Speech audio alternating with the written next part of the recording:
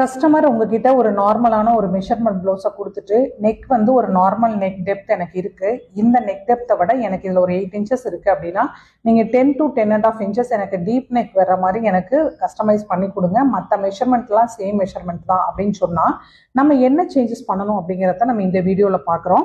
இதில் வந்து பார்த்தீங்கன்னா நமக்கு நார்மல் நெக் வந்து பார்த்தீங்கன்னா நமக்கு ஷோல்டர் வந்து நம்ம ப்ரீவியஸ் வீடியோலலாம் பார்த்துருப்போம்.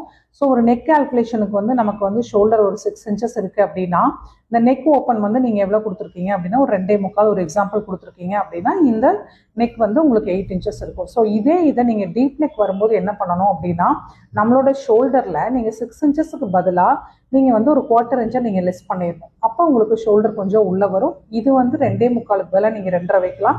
ஸோ இப்போ நீங்கள் வந்து நெக் டெப்த்தை மட்டும் நீங்கள் இறக்குனீங்க அப்படின்னு சொன்னால் உங்களோட ஃபிட்டிங் வந்து ரொம்ப பர்ஃபெக்டாக வரும்.